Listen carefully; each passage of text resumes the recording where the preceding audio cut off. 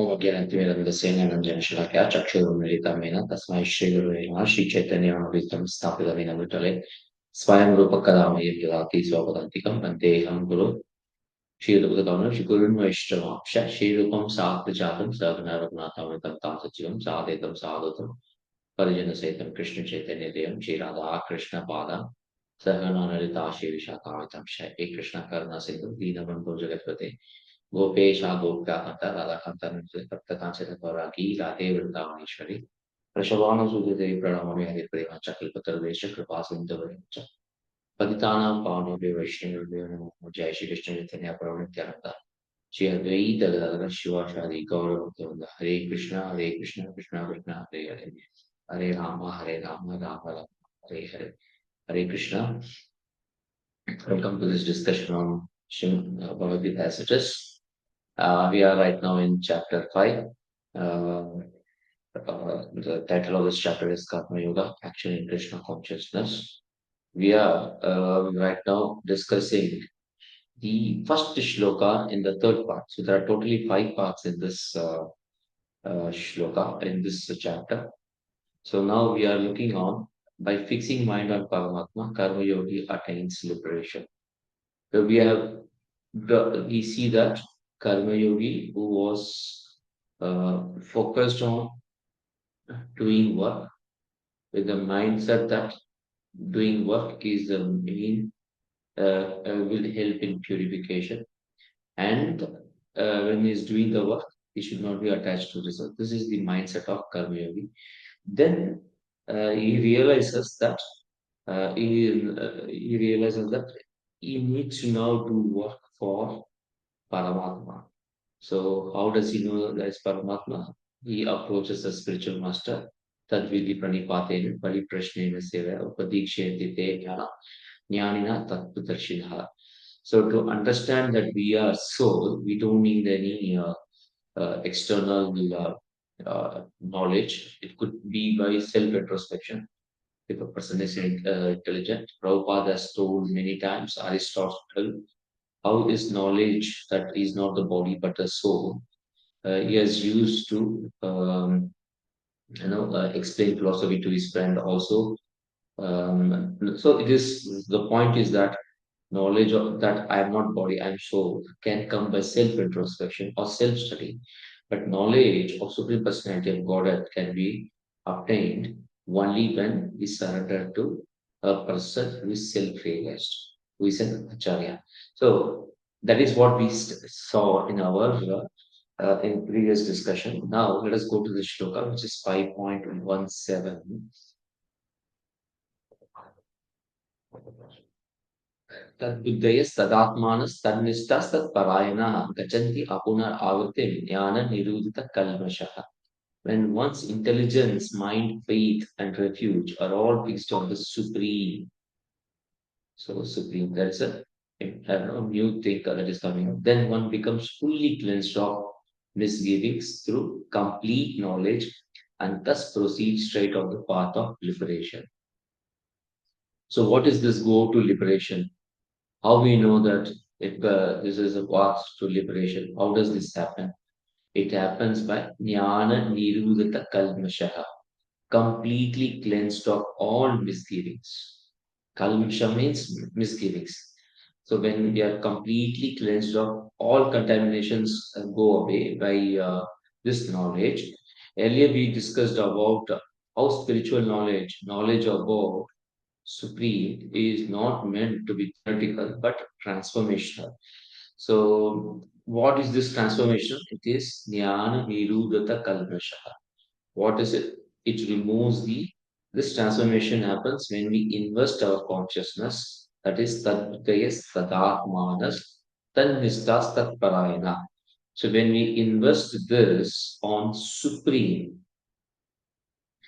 that is what we have to do. So the intelligence, mind, faith, refuge, all the four faculties of our consciousness, which are moving in different direction, these are to be focused in only one direction, which is Krishna. This leads to what is called as Nirudata Kalmashaha, completely cleansed of all misgivings. cleansing of our consciousness. Intelligence says that Krishna consciousness is good. So we looked into an interesting slide here. So there are different ways in which we can understand this. So intelligence will say, uh, will say Krishna consciousness is good, but science also is making good progress. So I have a good job. Um, I have a good job. I have a good home. I have a good wife. So the faith says the spiritual life is good. Material life is also making my life comfortable because of my material knowledge. I have got a good home, good wife, children, and no loans. So material life seems to be nice. This is the impression I get. I need not. So I also get a feeling that I need not have to take trouble of getting up early in the morning for Mangalati. I do not want to spoil my sleep and the health by getting up early in the morning. When I retire, I'll become serious about Krishna conscious sadhana. Now let me focus on getting increment and make life comfortable. So this is what the mind tells. Now a refuge says, yes, Krishna is my ultimate goal. However, having born in this material world, I want to use this opportunity also to enjoy. Not everyone takes Krishna conscious serious. If I do some hard work of good sadhana, I will get some money. This will be this will be no, make my life comfortable, and I want to make it very big.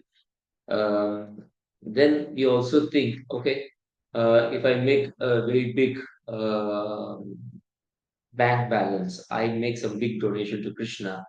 When I make it no, big donation to Krishna. Thus, our focus, our consciousness is completely split.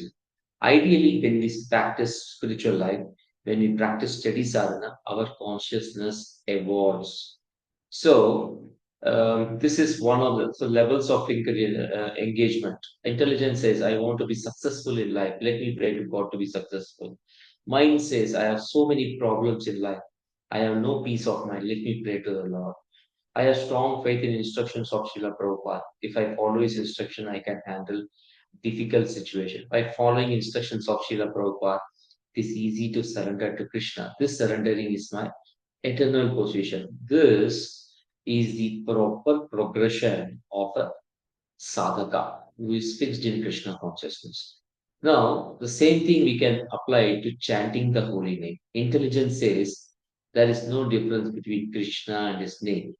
So mind says, let me chant his holy name with full interest and enthusiasm. Faith says, when I do this chanting of holy names with full faith, then the inner naughtiness gets dissolved. Naughtiness means there is a lot of joints in our heart which doesn't keep us peaceful. So those naughtiness gets dissolved, and I will be able to purify my existence. So then this makes us fix the goal of our life, which is Lord. We endeavor to serve the Lord, and at the end of the life, go back home, back to God. This is very specific on chanting because when we chant, we need to ensure intelligence, mind, faith, and surrender are all focused on Krishna, who is the supreme well-wisher. Thus, our focus, our consciousness should not be splayed. Ideally, when we practice spiritual life, when we practice sadhana, our consciousness evolves. So, how does it evolve? So, there are two aspects of our sadhana. One is sadhya, which is the goal.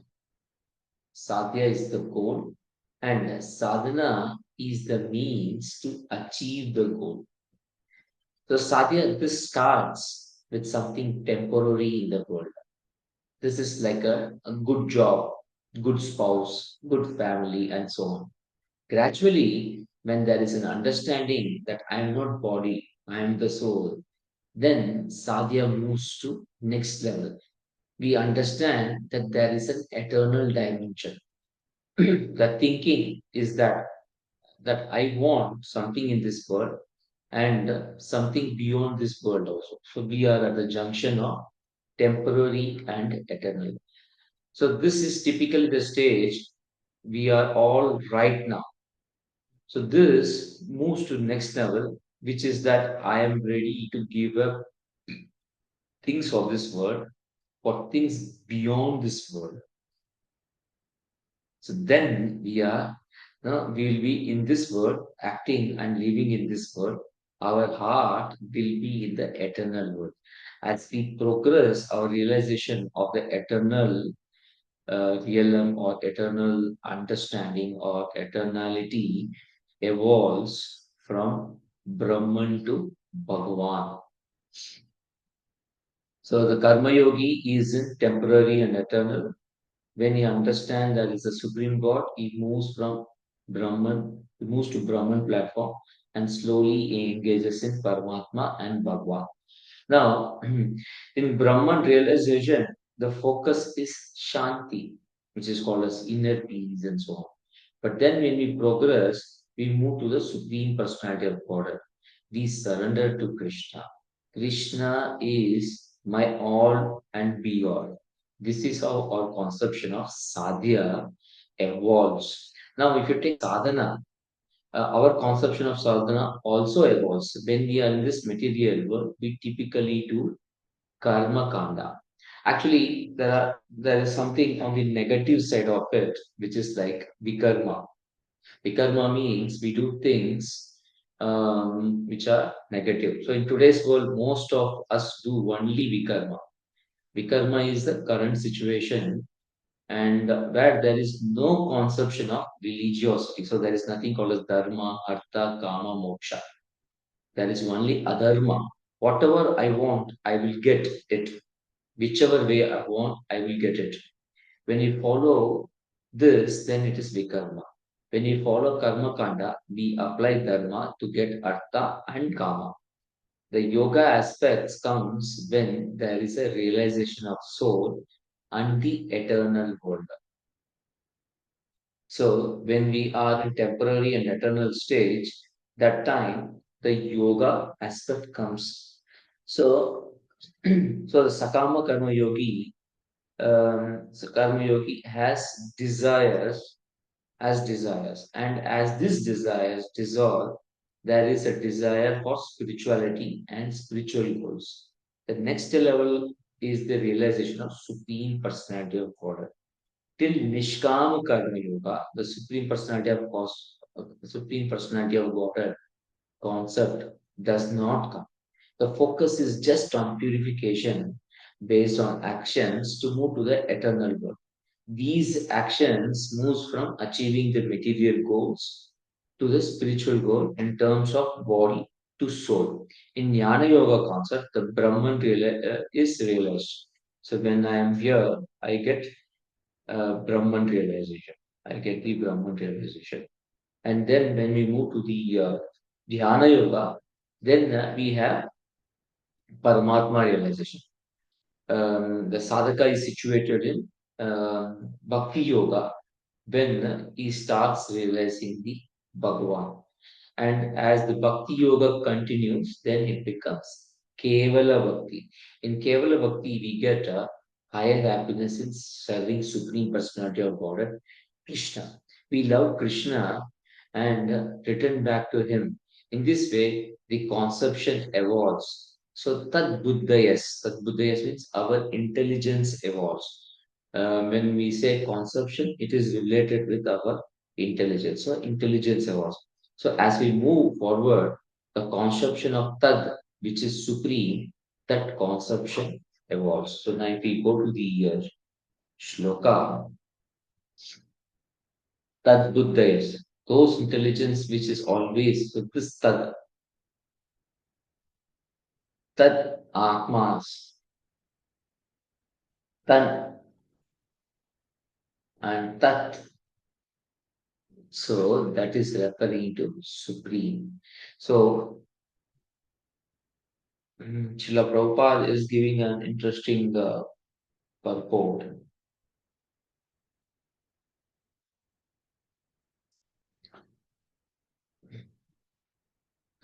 So, Prabhupada is giving the description of what that Tat is. He's saying Supreme Transcendental Truth is Lord Krishna. The whole Bhagavad Gita centers around the declaration Krishna is the Supreme Personality of Godhead. That is the version of all Vedic literature. Parat Tattva means supreme reality, which is understood by knowers of Supreme as Brahman, Paramatma, and Bhagavan. Bhagavan, or Supreme Personality of Godhead, is the last word in the Absolute Truth. So there is one interesting shloka which is Mattaha Paratram Nanyat Kinchit Asti Dhananjaya Mai Sarvam Idam Proktam Sutre Manige Neva.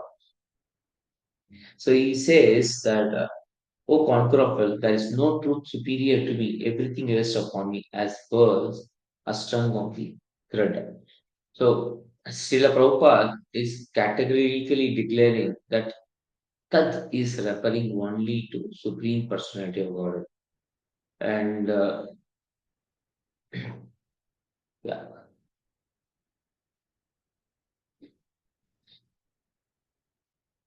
the Krishna conscious person can thoroughly understand that there is duality, simultaneous identity, and individuality in Krishna, and equipped with such transcendental knowledge, one can make steady progress on the path of liberation.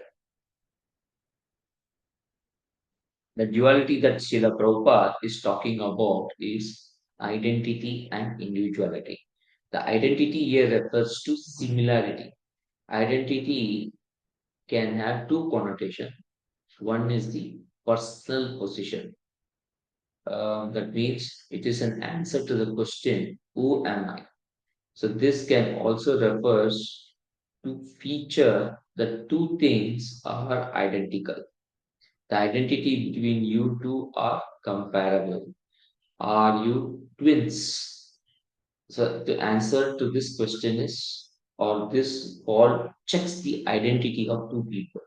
Thus, this connotation talks about similarity. One is identity, which is who am I? The other one is are you twins? This means between Lord and the individual soul, there is some similarity or sameness in quality. However, the soul and Lord have their own individuality. So, identity is the soul and super soul are comparable, but individuality is different. So that is what Prabhupada is trying to mention here. This is no, so Srila Prabhupada is referring this as simultaneous individual identity and individuality. Identity means there is oneness between Supreme Personality of God and the individual souls. So there is duality in Krishna in that he is same absolute truth, but he is manifested in many forms. These many forms are also his parts. Some of the forms are his parts and parcels. We as parts and parcels have something in common with Krishna and something different from Krishna. This is the duality we are referring here. So, in short, Srila Prabhupada explains duality as identity and individuality. Identity means similarity. It can mean one's personal position, answering who am I, or sameness between two things, between the Lord and the soul. There is a similarity in quality. At the same time, both retain the individuality. Lord is an individual and each soul is individual. So this is simultaneous identity and individuality. Okay, so the next verse talks about the vision of a person who has all these four faculties fixed on Krishna.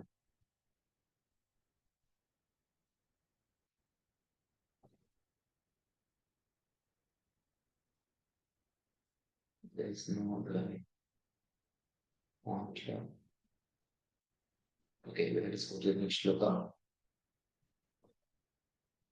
Vidya Vinaya Sampanne Brahmane Kavi Astini Sunichaiva Swapakecha Pandita Samadarshinaha.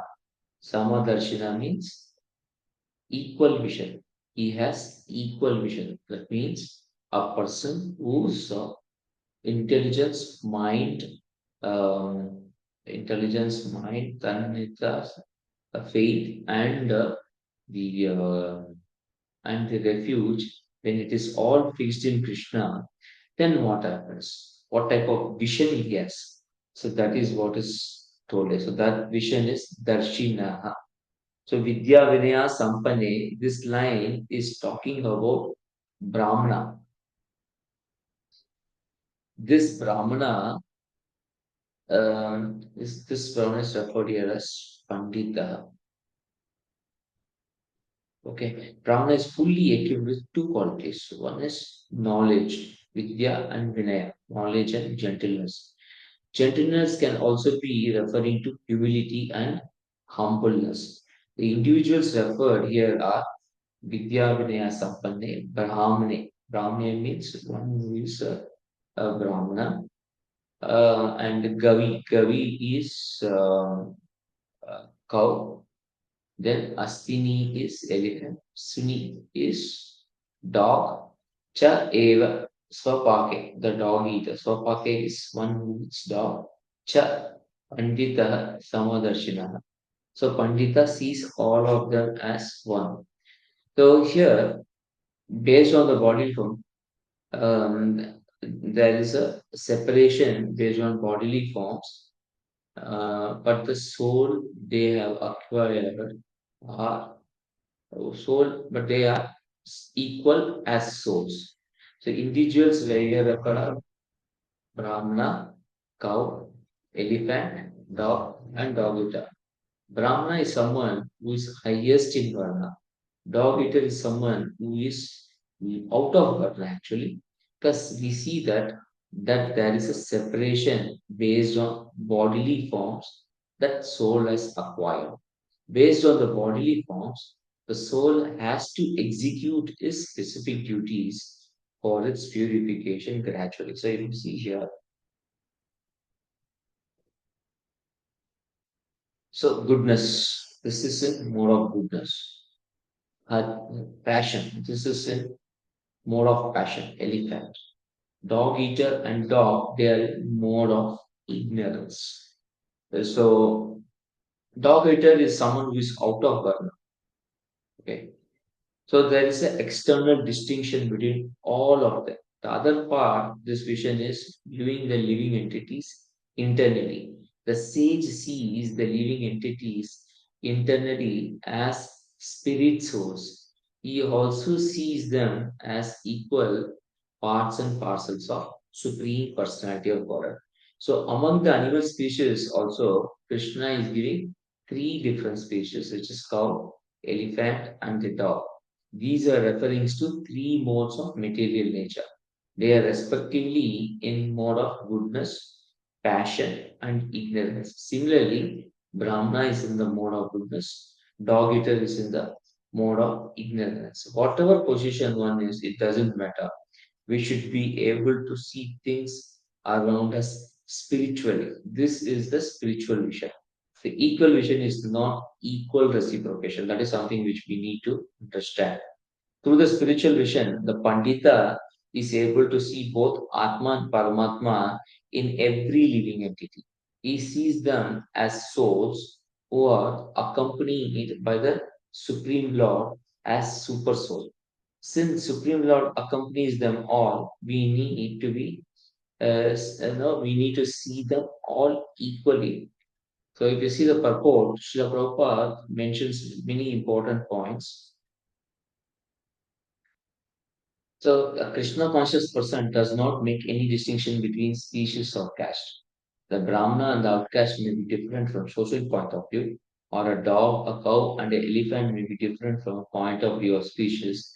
But these differences of body are meaningless from the viewpoint of learned transcendentalists. So um, this is So this is Panditah Samadarshinaha. So Srila Prabhupada is talking about difference between the soul and the super soul here. So if you see if you see the Pandita, he will be seeing all of them um, as super soul, as souls. There are two things. One is equal vision. The other one is equal reciprocation. So he sees them all as part and parcel of Supreme Personality of Godhead, as souls connected to Supreme Law, but he will not reciprocate with them in the same way. Equal vision is seeing all living entities as soul, respect them that they are accompanied by Lord as super soul in the heart. This equality of vision comes from Atma Tattva. However, we reciprocate with them appropriately. This equal vision is important, especially in current times, as the entire society is fractured with prejudices. It is very important that equal vision is there. There are many verses in Bhagavad Gita which we can tell people, new people with. So generally, we will tell people that we are not the body but the soul. This is important. However, people will also be interested in understanding what is the practical help one will get by understanding Bhagavad Gita. That is equal vision. The world is completely caught up in sectarian conflict. So Bhagavad Gita helps us to bring unification of all human beings and then among all living entities. Okay. So first among all human beings and then with all living entities. This is possible only through spiritual vision. This vision is described by Krishna here. This verse we can discuss with people who are really concerned with current state of turmoil in the world. When we explain that we are all spirit souls and we are all connected with Krishna, we are part of one family, then conflict will subside substantially. So Srila Prabhupada quotes in this verse many other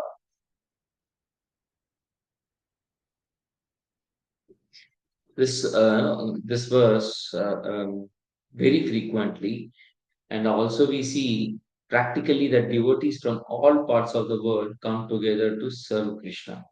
So all devotees come together and chant and dance enthusiastically. So that is possible by Vidya Vinaya Sampanya. In one of the Pandal programs during Srila Prabhupada's visit to Mumbai, there was a wedding organized. The Prabhuji was from US, Mataji was from the Australia. This Prabhuji and Mataji were getting married. And after their marriage, they were traveling to Europe to preach. So Srila Prabhupada, seeing this, was very happy and he said that this is real United Nations. People from all over the world can come together and glorify Krishna. This is spiritual mission. So Bhakti Vinod Thakur is having the same mission. And Bhaktivinoda Thakur talked about the day when people from all over the world come together and chant the holy name of Krishna, chant holy names at Navadip. So Srila Prabhupada has fulfilled that prophecy. The more we internalize, the more we realize, the more we share this with others, the vision will become more and more manifest. This will bring equality, unity, peace, harmony in the world. So that is a very interesting thing. Now let us just do a recap.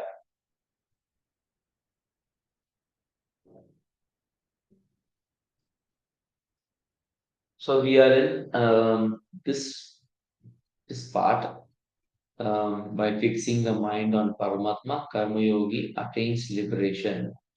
So, why? Because this cleanses the heart, and when it cleanses the heart, we are able to have a clear vision and clear reciprocation with different living entities. So now we are in 18th shloka. We will be moving to the next shloka, which is shloka number 19. So till now we have seen, we have understood that the four faculties, that is Tat Buddhayas, Tadatmanas, Tannistas, Tat Parayana, are to be focused on Paramatma, because that Tat refers to Krishna. Intelligence, mind, faith, and refuge should focus on Krishna. Those who do this develop the equal vision with all the beings. There is a specific outcome when we have such a vision in this material world. What is that outcome? Let us meet in the subsequent shloka.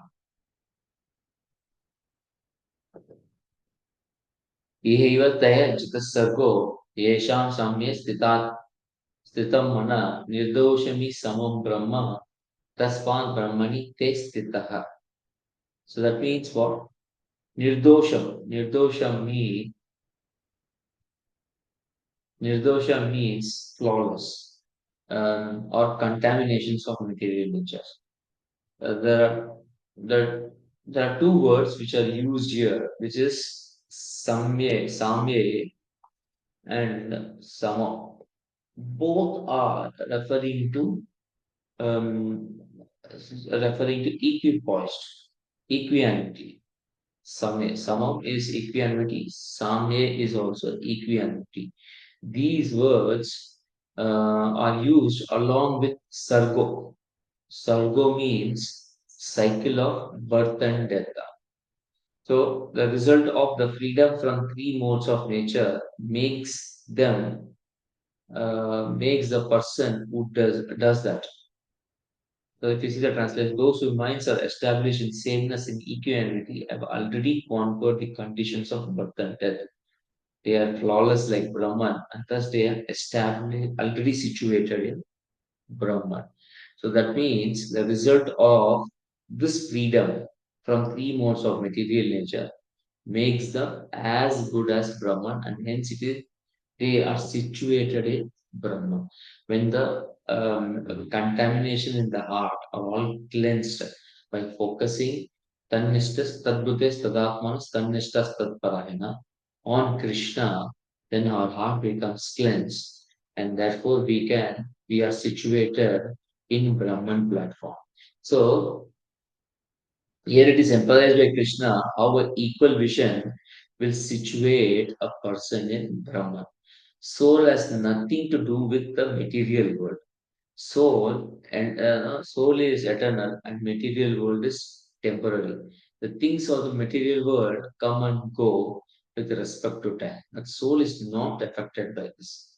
However, soul is bound by the body because soul anchors for temporary happiness of this material world. Thus, when we place the four faculties, namely the intelligence, mind, faith, and refuge on Krishna, then we get clarity that nothing of this world, can make us happy.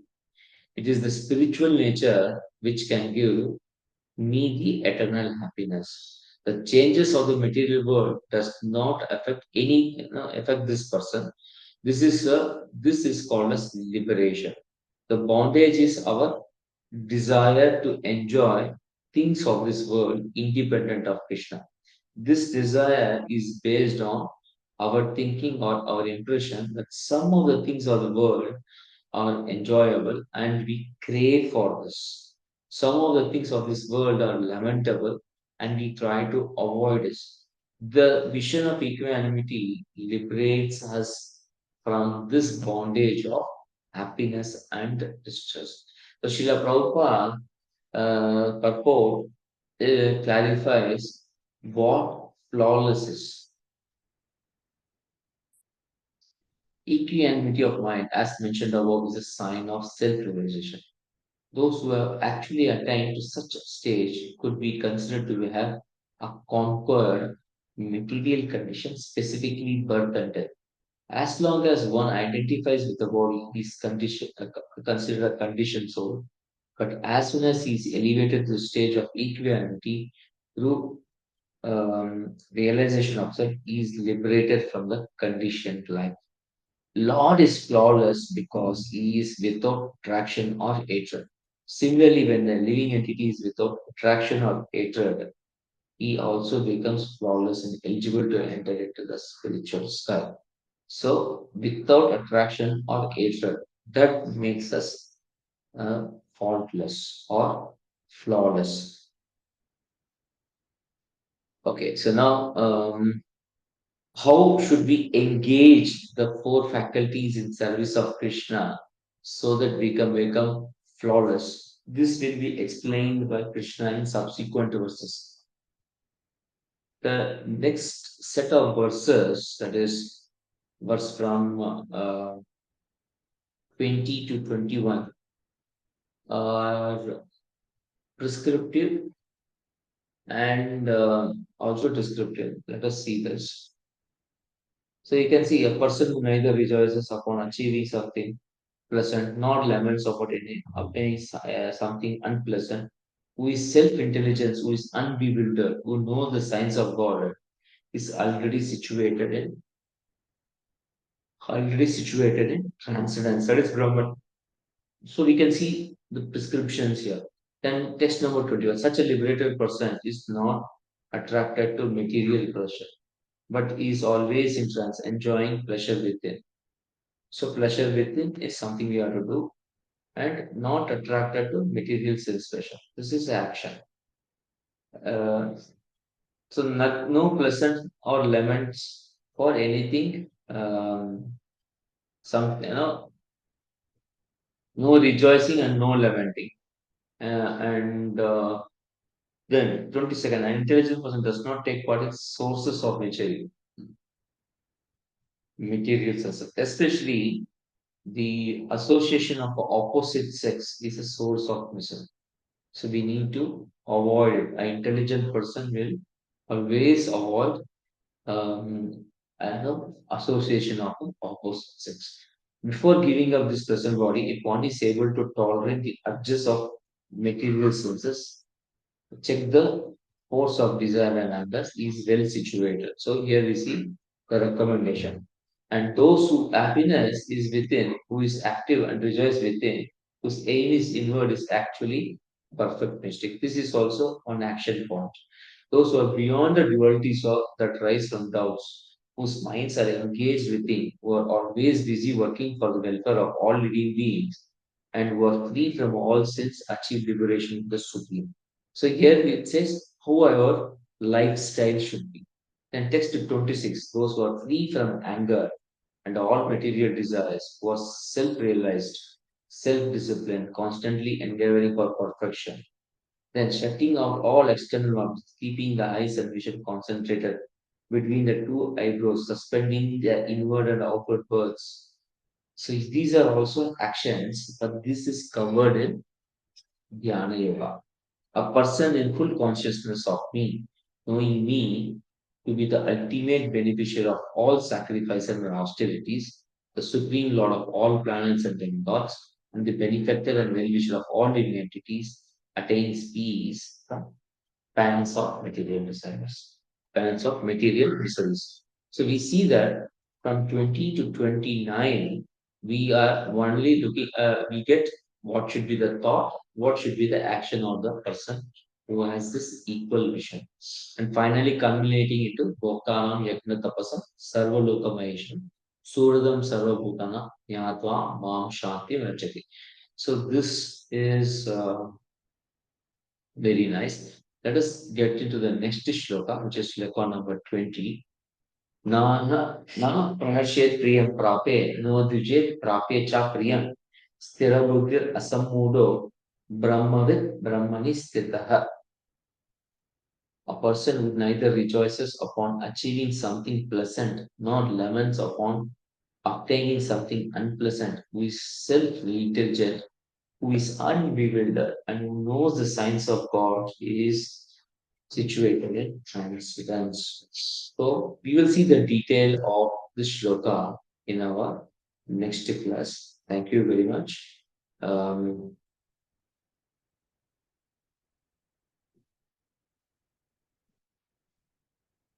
thank you very much. Chakalpatarubhyascha, kripa sindhuvaya cha, patitanam pavanebhyo, vaishnavebhyo namo namaha. राज भगवत गीता की जय, जगत गुरु श्रील प्रभुपाद की जय। और हरे हरे कृष्णा।